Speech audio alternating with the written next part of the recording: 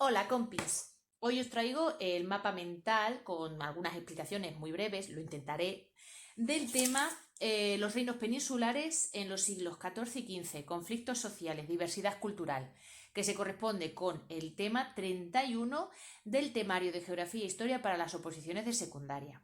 Como sabéis, cada tema se compone de una introducción con sus partes, unas conclusiones y una bibliografía. Yo voy a hacerlo todo muy rapidito, centrándome en las partes y la bibliografía os la dejaré en la descripción del vídeo, como siempre. Así que no me enrollo más y voy a con la chicha. Ahí va, que empiezo. A ver, en torno al año 1300, o en torno, es que el tema empieza aquí, se detiene el proceso también de reconquista de la península. Aragón alcanza el límite de sus territorios. Portugal conquista en 1249 el Algarve y Castilla se encuentra con la taifa de Granada. Entonces, vamos a ir por partes con la organización política, primeramente, de los distintos reinos peninsulares. Voy a empezar con el de Aragón. El territorio abarcaba los reinos de Aragón, Mallorca, Valencia y el Principado de Cataluña. A lo largo de la Baja Edad Media se extendería por el Mediterráneo, incluyendo los reinos de Sicilia, Nápoles y Neopatria. El estado de Aragón es un estado en el que el rey intentará recuperar su poder creando una legislación uniforme a través de la concesión del mismo fuero a distintas ciudades y extendiéndolo a todo el territorio de su alfoz. Los conflictos entre el rey y el reino se resuelven pactando, esto es importantísimo. Es una característica muy propia de la corona de Aragón. Las cortes de todos los reinos permanecen separadas y se crean los consejos del rey en todas las ciudades. Estos consejos del rey, para obligar al rey, tienen que recoger por escrito las decisiones que tomen en documentos que se conocen como constitucions. Los recursos económicos llegaban al rey a través del cobro de impuestos y de parias. Además, se imponen parias a los reinos del norte de África. En cuestión de las instituciones, el rey era la máxima autoridad legal, gubernativa y judicial, por lo que tuvo que nombrar a quien le representase. En un principio estos se llamaron lugartenientes y después virreyes. La actuación de los virreyes se controlaba por medio de la visita o la purga de taula o juicio de residencia. Bueno, lo que viene siendo la inspección de trabajo, como si fueran funcionarios. El modelo municipal aragonés fue exportado a los reinos mediterráneos.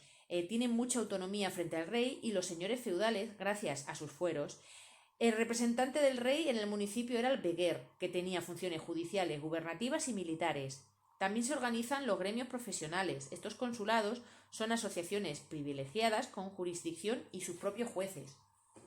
Ahora vamos con la corona de Castilla. En este caso el rey tiende al autoritarismo y para quitar poder a los señores feudales se apoya en la naciente burguesía. Este sistema compromete al rey, puesto que implica la existencia de unas cortes, pues son estas las que le dan el dinero. Tiene que aprobar cualquier cosa que quiera hacer, tiene que estar aprobada en las cortes y es que estas tienen que dar dinero. La Corona de Castilla crea algunas instituciones centrales como la Audiencia en 1371, el Consejo Real en 1385, la Casa de Cuentas y las Cortes, que representan al reino. Se intenta que haya una cierta uniformidad jurídica, sobre todo a partir de la llegada de los Trastámara en 1369, concediendo el mismo fuero a todas las poblaciones nuevas.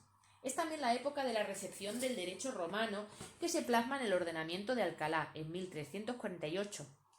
La convocatoria de Cortes tenía un protocolo, los capítulos de Cortes, entre los que estaba la petición de prerrogativas al rey. El rey creaba leyes por medio de las pragmáticas. Al frente de cada reino había un merino mayor.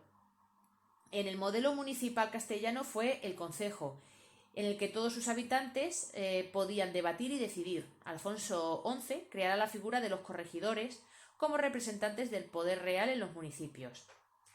Ahora vamos con el resto de los reinos peninsulares independientes. Navarra. Es muy similar su organización al de Aragón. No en vano fueron en un mismo reino hasta la separación definitiva en 1135. El sobrejuntero aragonés era en Navarra el merino. El reino de Portugal es una monarquía débil e inestable y hay numerosas luchas por el poder. Con Juan I de Avís se consolida la monarquía portuguesa al coincidir los intereses de la nobleza y la burguesía en los dos pilares de la economía, la agricultura y el mercado internacional. En el siglo XV continúa la expansión de Portugal, esta vez por África y el Atlántico, con Enrique el Navegante. Los portugueses han descubierto la volta, que les permite la navegación en alta mar y penetrar en las costas africanas. El Reino de Granada o la Taifa de Granada, pues ya sabemos cómo eran sus instituciones, que eran fundamentalmente las que se desarrollaron con el Califato de Córdoba, los visires, cadíes, agentes fiscales y demás. Los reyes de Granada utilizaban el título de sultán o de emir, pero prestaban vasallaje a los reyes de Castilla. Ahora vamos con el siguiente punto, que es la unificación del Reino de Castilla y Aragón. La Casa de Trastámara entronizará con la dinastía de Aragón a partir de 1412, con la elección del infante don Fernando como rey de Aragón en el compromiso de Caspe. Isabel de Castilla, la futura Isabel la Católica, es nombrada heredera al trono de su reino en 1468. Y Fernando de Aragón era el heredero de Aragón. En 1469 se casaron en Valladolid y ambos se convirtieron en reyes de Castilla y se repartirán las competencias en el mismo año, en la Concordia de Segovia. La labor diplomática de Fernando V consigue que el Papa Alejandro VI les conceda el título de Reyes Católicos en 1494. Durante el reinado de ellos se creó la Santa Hermandad y se introdujo la Inquisición en 1478, que permitía aplicar la legislación eclesiástica a todo el reino y en todos los reinos. Ahora pasamos al punto sobre la economía. Como veis en el esquema, en la parte superior izquierda, tengo ahí una pequeña cajita, un pequeño cuadradito, donde con flechas rojas y verdes indico si están, hablando de economía, pues están en auge económico o en declive económico. Como vemos, Castilla en el siglo XIV estaba en declive, mientras que Aragón estaba en auge económico. Y en el siglo XV va a ser al contrario. Castilla comienza su auge económico y Aragón entra en declive. Esta cajita es súper útil para luego recordar, la tónica general de la historia, para describir un poco la economía de ambos reinos. Ahora voy a comentaros por parte pues, la ganadería, la agricultura, la industria y el transporte. A ver, en materia de ganadería, esta está dominada por el tipo de explotación extensiva. La organización más representativa es la Mesta, que practica la transhumancia de norte a sur en la península. Era una asociación privilegiada que tenía libertad para pastar en todo el territorio y además estaban exentos de pagar montazgos y pontazgos y otros impuestos de paso. Tenían sus propios jueces y el rey refrendaba sus decisiones. La agricultura era el sistema de cultivos predominante, es extensivo de secano. Se cultiva principalmente el cereal con el sistema de barbecho. Las tierras se dividían en hojas. Las más cercanas eran las huertas de frutas y hortalizas. Luego estaban los cultivos de secano, cereales y más allá los pastos comunales de esas boyales y las suertes. Y por último el bosque, que tenía una importancia fundamental en la economía rural de la Edad Media. La concentración de la propiedad se generaliza en los métodos de explotación indirectos. Los principales tipos de contrato eran el prestimonio, los censos enfiteuticos y foros, la parcería, la rabasa morta y el arrendamiento. Todo esto conviene que tengáis claro qué significa cada término.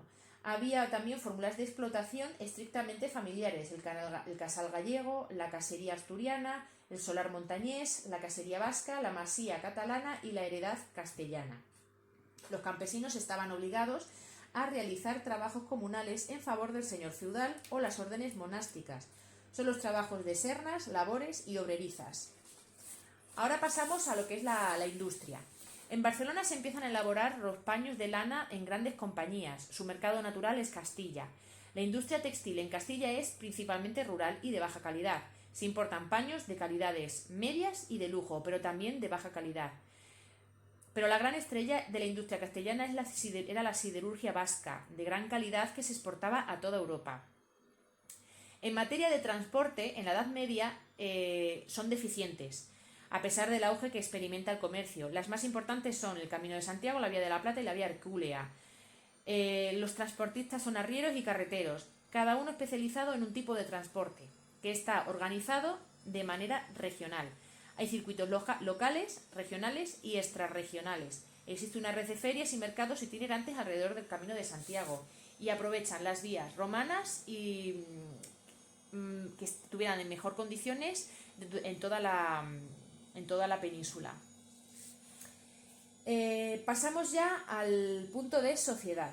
En esta época estaban vivos varios idiomas en la península: el castellano leonés, el galaico portugués, catalán, árabe, etc. Y todos ellos se hablaban en la corte. Había dos clases privilegiadas: la nobleza y el clero. Los privilegios se manifiestan ante todo por tener una jurisdicción propia con sus jueces y ser perceptores de impuestos. La mayoría de la población pertenecía a las clases no privilegiadas, aunque dentro de ellos había asociaciones privilegiadas. La mayoría de la población era campesina y era la que más tributos pagaba. Los judíos y los mudéjares son las minorías más importantes. La esclavitud está en declive. Cuidado. Y ahora entramos en los conflictos sociales, que es el último punto del tema. La detención de la Reconquista favorece las guerras civiles por el poder municipal señorial o por la sucesión a la corona, como ya sabemos.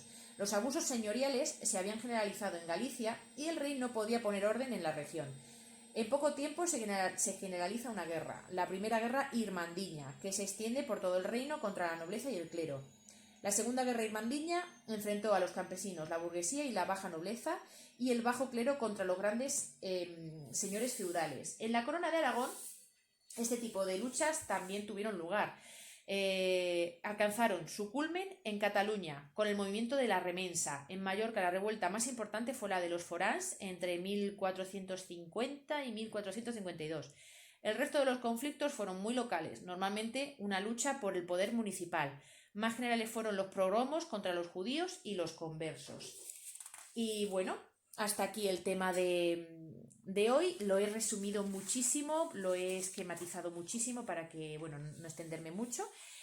Y bueno, espero que os venga bien para luego vosotros empezar ahí a enrollaros. Pues lo dicho, que aquí tenemos el tema 31, un saludete y abrazos virtuales. ¡Chao, chao!